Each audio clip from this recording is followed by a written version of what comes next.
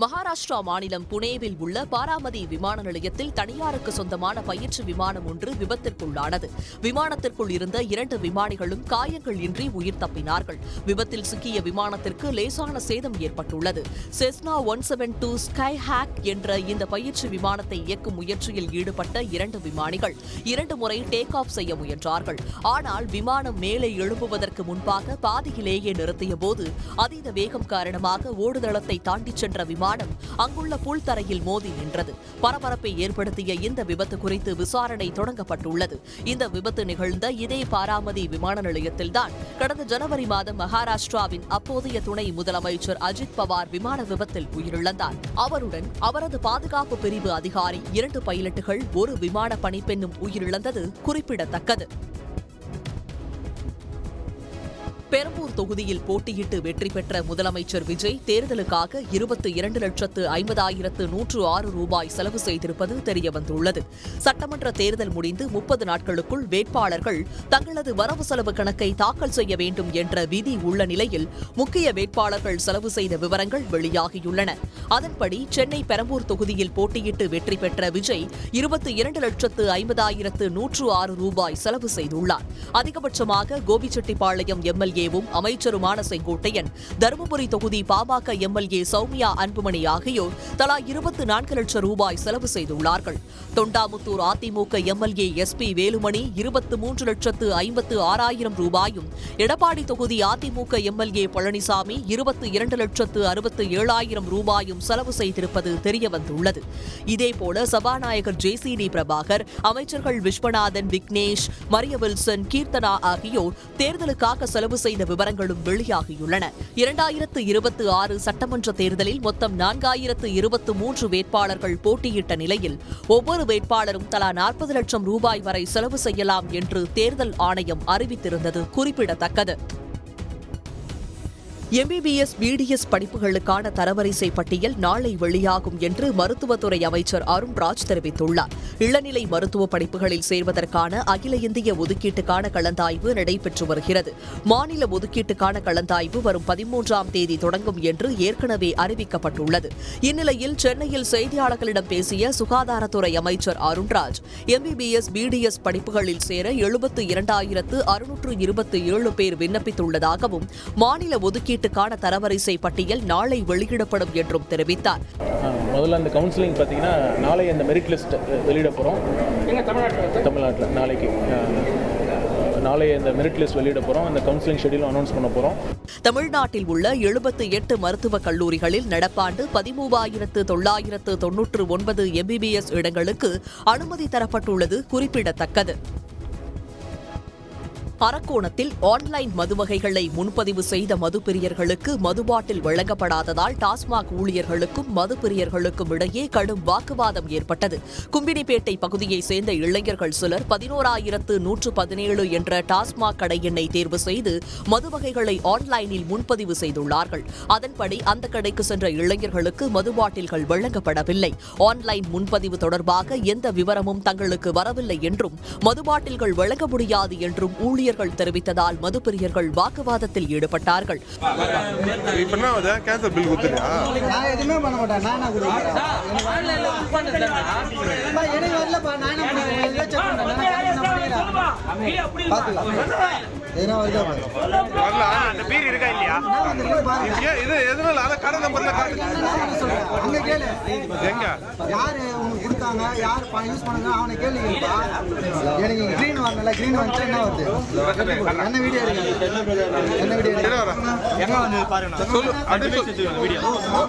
என்ன பண்ண இப்பதான்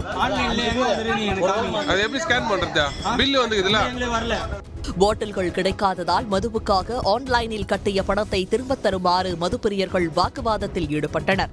பணம் திரும்ப வருமா வராதா என்று கேள்விகளை எழுப்பிய அவர்கள் சரக்கும் இல்லை, காசும் இல்லை என்ற புலம்பலுடன் வீட்டிற்கு திரும்பினர். நாட்டாமை குடும்பம் என பச்சை குத்திக் கொள்பவர்கள் தம்மை எளிதில் சந்திக்கலாம் என்று கூறிய நடிகர் சரத்குமார் பச்சை குத்திக் கொள்ள யாரையும் வற்புறுத்தவில்லை என்று தெரிவித்துள்ளார். சென்னை எழும்பூரில் உள்ள தனியார் விடுதியில் நடந்த நிகழ்ச்சிக்கு பின்னர் செய்தியாளர்களிடம் பேசிய அவர், நாட்டாமை குடும்பம் என்று பச்சை குத்திக் கொள்வது ரசிகர்களின் ஆசை என்றார். முறையான மருத்துவ பரிசோதனைகளை செய்து கொண்டு பச்சை குத்திக் கொள்வது நல்லது என்று சரத்குமார் கூறினார்.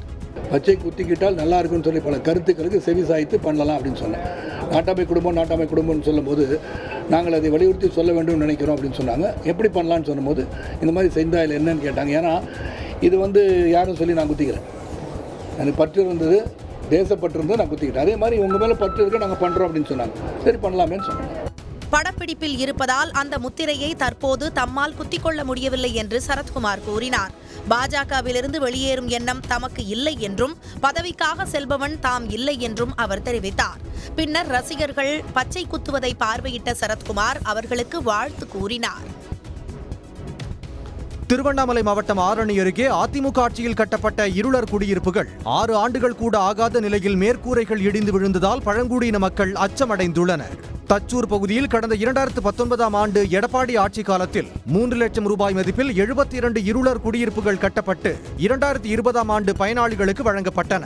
இந்நிலையில் இந்த வீடுகளின் மேற்கூரைகள் திடீர் என இடிந்து விழுவதால் அங்கு வாழும் பழங்குடிகள் பீதியடைந்துள்ளனர். நேற்று இரவு குழந்தைகளுடன் தூங்கிக் கொண்டிருந்த போது திடீர் என மேற்கூரை இடிந்து விழுந்ததாக பெண்கள் கண்ணீருடன் கூறினர். கூரை வீட்டில் இருந்த நிம்மதி அரசு கட்டிக் கொடுத்த கான்கிரீட் வீட்டில் இல்லை என்று அவர்கள் வேதனை தெரிவித்தனர். நைட்டு பார்த்தா நைட்டு செவரு மேலே இருந்து கீழே விழுந்துச்சு. பசங்க போட்டு பார்த்துருந்தா ரொம்ப பாதிப்பாக இருக்கும். கொஞ்சம் அதுவும் பயமாக இருக்குது. சரி நாங்கள் வாழைக்காத்த வீட்டில் இருந்தாலும் கொஞ்சம் தைரியமாக இருந்திருப்போம். ஆனால் இந்த வீடு வந்தால் கொஞ்சம் பயமாக இருக்குது. எதனா பார்த்து எதனா பண்ணி கொடுங்கம்மா. எங்கள் 3 பொட்டை பிள்ளை வச்சுன்னுக்குறோம்மா, எதனா பார்த்து செய்யுங்க. மேலே இருக்கிற தளம் போட்டுக்கிறாங்களா, அந்த தளத்துலேருந்து பேத்துக்குன்னு கீழே விழுந்து போச்சு. குழந்தை குட்டி போட்டுன்னு படுத்துன்னுக்குறோம். நாங்கள் உள்ளே இருந்தால் எங்களுக்கு என்ன ஆயிருக்கும், நாங்கள் நடையில் வச்சு எதுவும் ஆகலை. பெரும்பாலான வீடுகள் எப்போது வேண்டுமானாலும் இடிந்து விழும் நிலையில் உள்ளதாக இருளர் இன மக்கள் தெரிவித்தனர். தரமற்ற முறையில் வீடுகளை கட்டிக் கொடுத்த ஒப்பந்ததாரர் மீது நடவடிக்கை எடுக்க வேண்டும் என்றும் பழங்குடியின மக்களுக்கு மாற்று வீடு வழங்க வேண்டும் என்றும் அவர்கள் கோரிக்கை விடுத்தனர். நெல்லை மாவட்டம் பாபநாச மேற்கு தொடர்ச்சி மலைப்பகுதியில் உள்ள காரையாறு சொரிமுத்து ஐயனார் கோயிலுக்கு வழிபட வந்த ஆயிரக்கணக்கான பக்தர்கள் குடிநீர் இன்றி கடும் அவதி அடைந்துள்ளனர். வரும் 12ஆம் தேதி நடைபெறவுள்ள ஆடி அமாவாசை திருவிழாவுக்காக ஏராளமான பக்தர்கள் முன்கூட்டியே வந்து கூடாரம் அமைத்து தங்கி வழிபட்டு செல்வது வழக்கம். இந்நிலையில் நூற்றுக்கணக்கான வாகனங்களில் ஆயிரக்கணக்கான பக்தர்கள் காலையில் இருந்தே சொரிமுத்து ஐயனார் கோயிலில் குவிந்து வருகின்றனர். கூடாரம் அமைத்து தங்கியுள்ள அவர்களுக்கு குடிநீர் மற்றும் அடிப்படை வசதிகள் முறையாக செய்து தரப்படவில்லை என குற்றம் சாட்டினர். எங்களுக்கு இப்போ தண்ணி வசதி குச்சில் எல்லாம் எங்களுக்கு ரெடி பண்ணி தந்திருக்கோம். எங்களுக்கு தண்ணி வசதி ரொம்ப இருக்கணும். பாத்ரூமுக்கு தேவைப்படுது. லைட்டு எல்லாம் எங்களுக்கு நைட்டு பகல் தேவைப்படுது. பிள்ளைகள் எல்லாம் இருக்கிறதுனால இன்னைக்கு தாத்துல போய் தான் போயிட்டு வந்து நாங்கள் சாப்பிட்டு பிள்ளைங்கள்லாம் சாப்பிட்டுக்கிட்டு இருக்கு. ஆம்பளாவை தான் எடுத்துட்டு வந்திருக்கு, பொம்பளாவை போக முடியல. ஆங்காங்கே வைக்கப்பட்டுள்ள பிளாஸ்டிக் குடிநீர் தொட்டிகளிலும் தண்ணீர் நிரப்பப்படவில்லை என கூறிய அவர்கள் குடங்கள் மூலம் ஆற்றில் குடிநீர் எடுத்து பயன்படுத்தி வருவதாக வேதனை தெரிவித்தனர். பால் கொள்முதல் விலையை உயர்த்தாமல் தனியார் பால் நிறுவனங்களை ஊக்குவிக்கும் வகையில் அரசு செயல்படுவதாக ஆவின் பணியாளர் நலச்சங்கத்தினர் குற்றம் சாட்டியுள்ளனர். சேலத்தில் நடைபெற்ற சங்கத்தின் மாநில செயற்குழு கூட்டத்தில் பால் கொள்முதல் விலை உயர்வு, ஆவின் பால் விற்பனை விலையை உயர்த்துவது உள்ளிட்ட கோரிக்கைகள் தொடர்பாக விவாதிக்கப்பட்டது. பின்னர் பேட்டியளித்த சங்கத்தினர் இதே நிலை நீடித்தால் BSNL போன்று ஆவினும் நலிவை சந்திக்கும் என கவலை தெரிவித்தனர். வாழ்வாதார பிரச்சனையான கோரிக்கை என்னவென்றால் பால் விலை கொள்முதல் விலை உயர்வு மற்றும் அதற்கேற்ப விற்பனை விலையும் உயர்வு. ஏனென்றால் விற்பனை விலையை உயர்த்தாமல் ஒவ்வொரு முறையும் ஏதாவது சாக்கு போக்கு சொல்லி கொள்முதலை மட்டும் உயர்த்திவிட்டு இது பண்ணுறாங்க. அதனால் விற்பனை விலையும் உயர்த்தினால் மட்டுமே இந்த ஆவின் நிர்வாகம் காப்பாற்றப்படும். சட்டப்பேரவையில் நடைபெற்று வரும் மானிய கோரிக்கை கூட்டம் முடிவதற்குள் பாலுக்கான விலையை உயர்த்தவில்லை என்றால் அடுத்த கட்டமாக போராட்டத்தில் ஈடுபடுவோம் என சங்கத்தினர் எச்சரித்துள்ளனர். புதுச்சேரியில் ஒன்றிய உள்துறை அமைச்சர் அமித்ஷா பங்கேற்ற நிகழ்ச்சியில் 15க்கும் மேற்பட்ட போலீசார் மயங்கி விழுந்ததால் பரபரப்பு ஏற்பட்டது. புதுச்சேரியில் நடைபெற்ற காவல்துறை விருது வழங்கும் விழாவில் ஒன்றிய உள்துறை அமைச்சர் அமித்ஷா பங்கேற்றார். விழாவில் நடைபெற்ற அணிவகுப்புக்காக காலை 6 மணிக்கே வரவழைக்கப்பட்ட போலீசார் 4 மணி நேரத்திற்கு மேலாக வெயிலில் நிற்க வேண்டிய நிலை ஏற்பட்டது. இதனால் மைதானத்தில் நின்று கொண்டிருந்த 15க்கும் மேற்பட்ட போலீசார் திடீர் என மயங்கி விழுந்தனர்.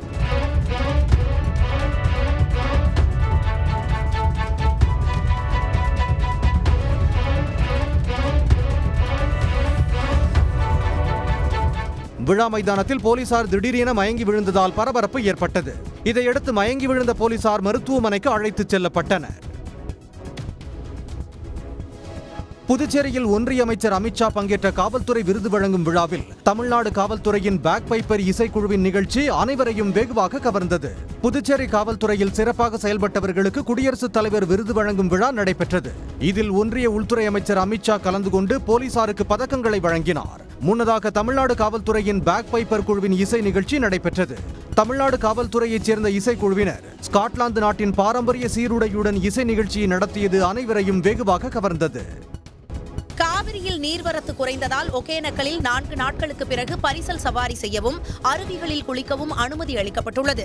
தருமபுரி மாவட்டம் ஒகேனக்கலுக்கு தினந்தோறும் தமிழகம், கர்நாடகா, ஆந்திரா, கேரளா உள்ளிட்ட பல்வேறு மாநிலங்களிலிருந்து ஏராளமான சுற்றுலா பயணிகள் வந்து செல்வது வழக்கம். இந்நிலையில் ஒகேனக்கல் காவிரி ஆற்றில் நீர்வரத்து அதிகரிப்பின் காரணமாக கடந்த 4 நாட்களாக பரிசல் சவாரி செய்யவும் அருவிகளில் குளிக்கவும் மாவட்ட நிர்வாகம் தடை விதித்திருந்தது. இந்நிலையில் நீர்வரத்து படிப்படியாக குறைந்ததால் பரிசல் சவாரி செய்ததற்கும் அருவிகளில் குளிப்பதற்கும் அனுமதி அளிக்கப்பட்டது. இதனால் சுற்றுலா பயணிகள் குடும்பத்துடன் அருவிகளில் குளித்து மகிழ்ந்தனர்.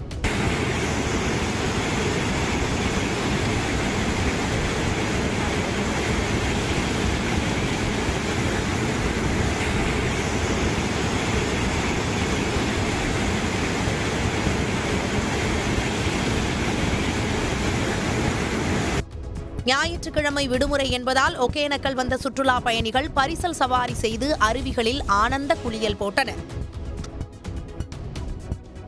மதுரை அலங்காநல்லூரில் அனுமதியின்றி வட மஞ்சுவிரட்டு நிகழ்வை தாவேக எம்எல்ஏ தொடங்கி வைத்தது சர்ச்சையை ஏற்படுத்தியுள்ளது. அலங்காநல்லூரில் வட மஞ்சுவிரட்டு விழா நடத்துவதற்கு விழா குழுவினர் காவல்துறையிடம் அனுமதி கோரியிருந்தனர். ஆனால் பாதுகாப்பு காரணங்களுக்காக அதற்கு காவல்துறை அனுமதி மறுத்துவிட்டதாக கூறப்படுகிறது. இந்நிலையில் காவல்துறையின் தடையை மீறி தமிழக வெற்றிக்கழக சோழவந்தான் தொகுதி மாவட்ட செயலாளரும் சட்டமன்ற உறுப்பினருமான கருப்பையா போட்டியை தொடங்கி வைத்தார்.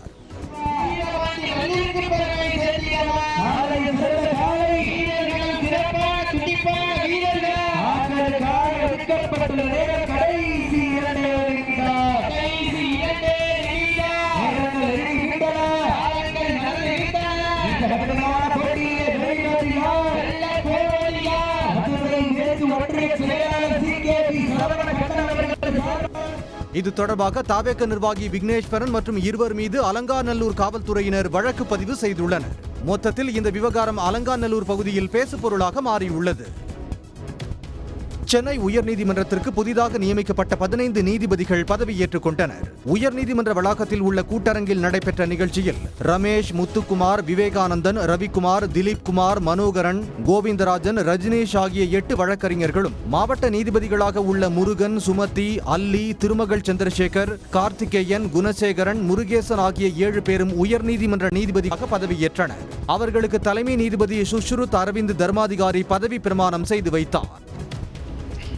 I, Baluchami Murugesan, having been appointed as additional judge of the High Court at Madras, having been appointed as additional judge of the High Court at Madras, perform the duties of my office without fear or favor, affection or ill will, and that I will uphold the Constitution and the laws. and that I will uphold the Constitution and the laws. இதையடுத்து சென்னை உயர்நீதிமன்ற நீதிபதிகளின் எண்ணிக்கை 66ஆக உயர்ந்துள்ளது. காரைக்குடி அருகே ஆலங்குடி கிராமத்தில் நடைபெற்ற மீன்பிடி திருவிழாவில் பல்வேறு பகுதிகளைச் சேர்ந்தவர்கள் போட்டி போட்டு மீன்களை பிடித்து மகிழ்ந்தார்கள்.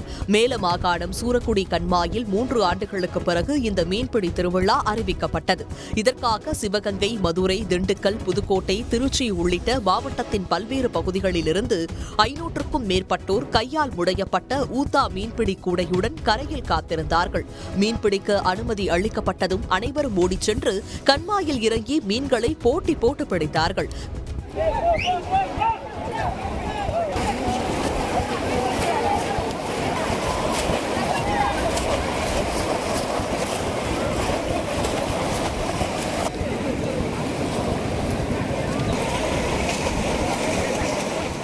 கட்லா, ரோகு, ஜிலேபி, கெண்டை, விரால் ஆகிய மீன்கள் ஏராளமாக கிடைத்தன. 5 கிலோ முதல் 10 கிலோ வரையிலான மீன்களை சாக்குப்பையில் போட்டு மகிழ்ச்சியுடன் எடுத்துச் சென்றார்கள். இந்த மீன்பிடி திருவிழாவை ஏராளமானோர் கரையில் இருந்தவாறு கண்டு ரசித்தார்கள்.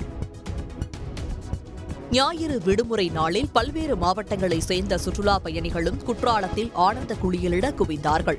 மேற்கு தொடர்ச்சி மலையில் பெய்த மழையினால் தென்காசி மாவட்டம் குற்றாலம் மெயினருவி, ஐந்தருவி உள்ளிட்ட அருவிகளில் தண்ணீர் ஆர்ப்பரித்து கொட்டுகிறது. அருவிகளில் ஆனந்த குளியலிட்டு மகிழ குடும்பமாக சுற்றுலா பயணிகள் குற்றாலத்தில் குவிந்தார்கள். வந்து மெயின் ஃபால்ஸ், ஐந்தருவி, பழைய குற்றாலம், புலியருவி எல்லா ஃபால்ஸையும் குளிக்க விடுறாங்க. நல்லா இருக்கு கிளைமேட்டும் சூப்பரா இருக்கு, தண்ணி நல்லா இருக்கு, குளிக்க கொஞ்சம் என்ஜாய்மெண்டா இருக்கு. நல்ல மழையுமா இதுவுமா இருக்கிறனால ஃபேமிலியோட வந்து என்ஜாய் பண்றதுக்கு ரொம்ப சந்தோஷமா இருக்கு.